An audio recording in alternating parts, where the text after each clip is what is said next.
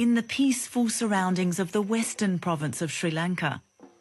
The monks of the Jetavanaramaya forest monastery have given up worldly comforts in their search for enlightenment. Monkhood is not a destination, it's a journey. So one who comes here has to be prepared to go on that journey. And sometimes it can be quite arduous, it can be quite challenging.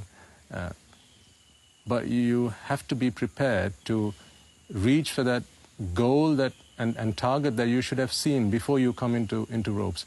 I think that's when monkhood can be successful.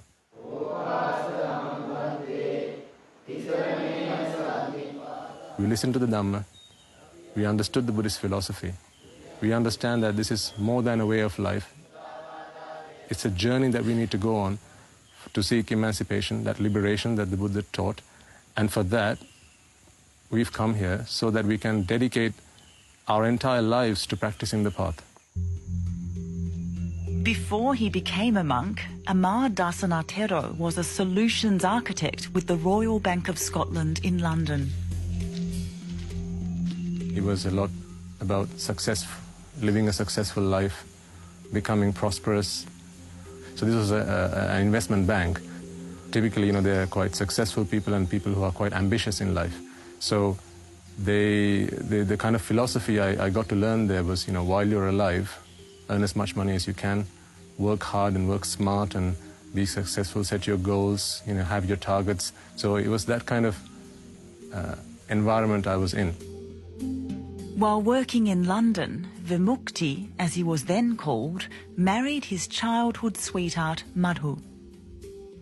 Around the age of 21, well, our parents, they said, you both know each other so well. They asked us if we were okay with the idea of getting married to each other. By then, we too had kind of fell in love with each other. So by the age of 21, we married. Now known as Bhikkhuni Dhammadasana, she too is seeking spiritual enlightenment. My dream was to be the richest, have all the wealth and have all the luxuries that I would like to have, all the dresses, all the makeup, all the friends and pubs and dancing. So once I was in London, I felt that, okay, so now I'm on the top of the world. I've got everything I need. So it was quite a happy life there. We liked being funny, we liked going out with friends and traveling around the world, around the cities. And so married life was more of happiness than suffering. Soon after, Madhu, who was my wife then, she suggested, why don't we go to the temple and offer an alms at least once a month. And I thought, that's not a bad idea. So I think that's kind of how this all started. I was inquisitive and curious about the Dhamma prior to that, but I don't think I practiced. It was more of I was acquiring knowledge whenever there was a chance to do it, but I wasn't a practicing Buddhist. I just was a Buddhist for the namesake.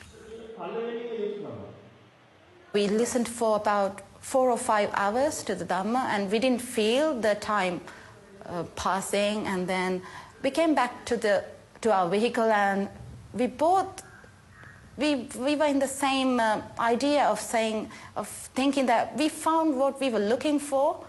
There is something in this Dhamma than just going to the temple and worshipping and just offering flowers, that there is something more to this. There is something that we could gain from this. So we both got into the same idea at the very first session. Pretty soon we realized that there was more to life than what we thought was the purpose of life. After I'd been listening to sermons for about, I think, 3 years or so, both my wife and I decided it was enough time that we'd spent in lay life, and now a whole world awaits us. A new purpose in life awaits us. And we decided, let's make that turn in our lives.